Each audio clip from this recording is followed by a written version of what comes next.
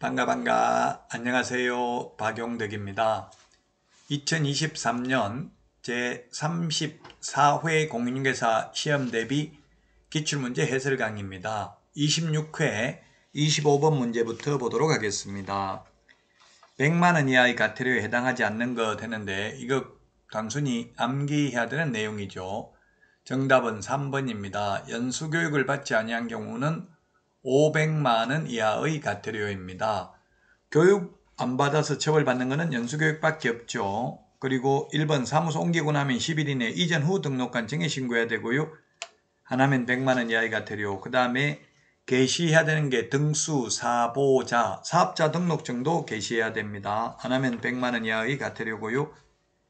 그 다음에 4번입니다. 개업공개사가 사무소 명칭에 공인중개사 사무소 또는 부동산 중개라는 문자를 사용하지 아니하면 100만원 이하의 과태료. 개업공개사 아닌 자가 공인중개사 사무소 또는 부동산 중개라는 문자를 사용하면 1년 이하의 징역이나 1000만원 이하의 벌금이죠. 5번은 5개 광고물은 간판입니다. 간판 실명제입니다. 간판에는 성명만 표기하면 되고 연락처는 표기할 의무 없습니다. 다음은 26번 문제입니다. 자격 취소에 관한 설명으로 틀린 것입니다. 1번 자격 취소 처분은 뿌린 자가 거두리라 이렇게 했죠. 자격 취소는 교부한 시도이사입니다. 교부한 시도이사. 사무소 소재지 관할 시도이사 X입니다. 사무소 관할 소재지 시도이사가 하는 것은 청문과 의견 진술기회 부여밖에 없습니다. 따라서 사무소 소재지 X가 되겠고요. 그 다음에 2번은 취소 3개는 청문을 실시해야 됩니다. 자격 취소, 등록 취소, 지정 취소, 청문을 실시해야 되고요. 자, 그 다음에 3번 시도지사는 자격 취소 처분을 한 때에는 5일 이내에 국토교통부 장관에게 보고하고 다른 시도지사에게 통지해야 됩니다. 4번 자격 취소 처분을 받아 자격증을 반납하고자 하는 자는 7일 이내에 반납해야 된다. 자격 취소, 등록 취소, 매수 신청 대리인 등록 취소 3개 반납하는데 모두 7일 이내 반납입니다. 교부한 시도지사에게 반납합니다. 사무소 관할 시도지사가 하는 것은 청문과 의견 진술기회 부여 2개밖에 없습니다. 다음은 27번 문제 보도록 하겠습니다. 옳은 것입니다.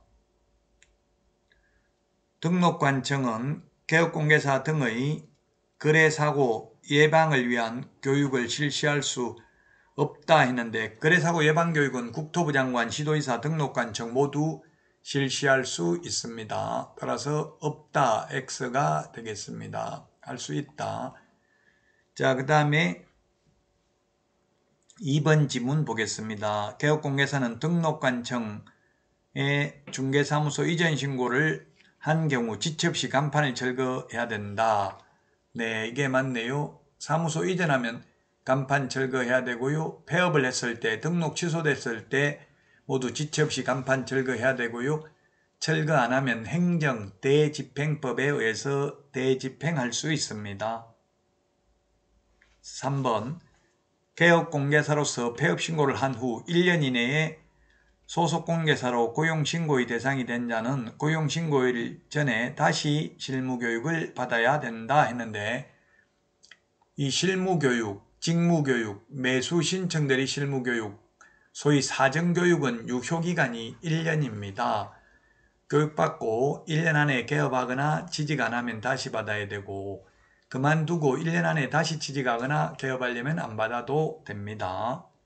자, 그 다음에 4번 지문입니다.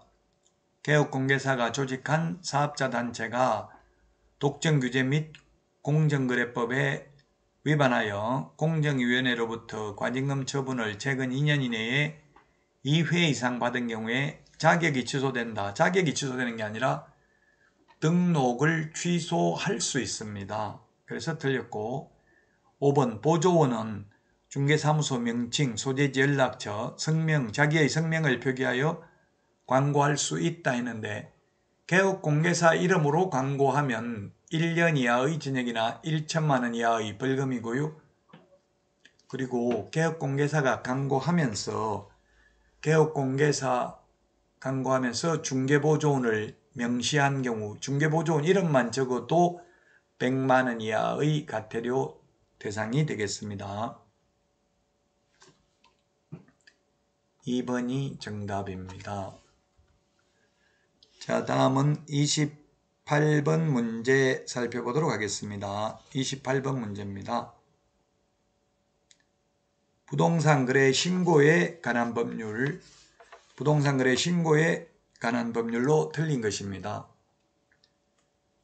1번 도시 및 주거환경영위법에 따른 관리처분계획 인가로 취득한 입주자로 선정된 지위에 관한 매매계약을 체결한 경우 신고해야 된다.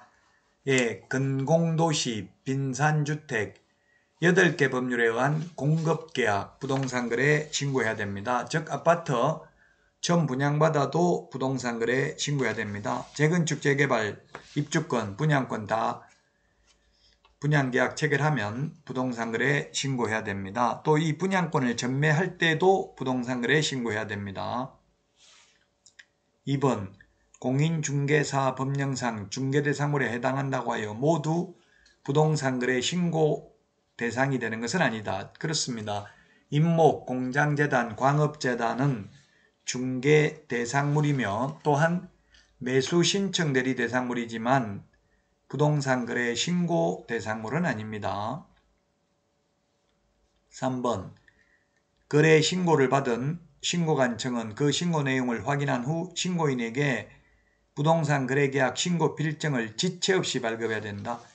네, 지체 없이 발급입니다. 옛날에 적시였는데 지금 지체 없이로 바뀌었죠. 2017년에. 자, 그 다음에 4번 거래 신고를 하려는 개업공개사는 거래계약 신고서에 서명 또는 날인하여 중개사무소 소재지 등록관청에 제출해야 된다. X네요. 부동산 소재지 신고관청에 제출해야 됩니다. 그래서 4번이 틀린 정답이 되겠습니다. 5번 거래의 신고를 해야 하는 개업공개사의 위임을 받은 소속공개사는 부동산 거래계약 신고서의 제출을 대행할 수 있다. 네, 소속공인중개사는 대행할 수 있습니다. 그러나 중개보조원은 신고서 제출을 대행할 수 없습니다. 4번이 정답이 되겠습니다. 여러분 수고 많으셨습니다. 구독, 좋아요, 알람 설정 부탁드리겠습니다. 다음 주에 찾아뵙겠습니다. 안녕.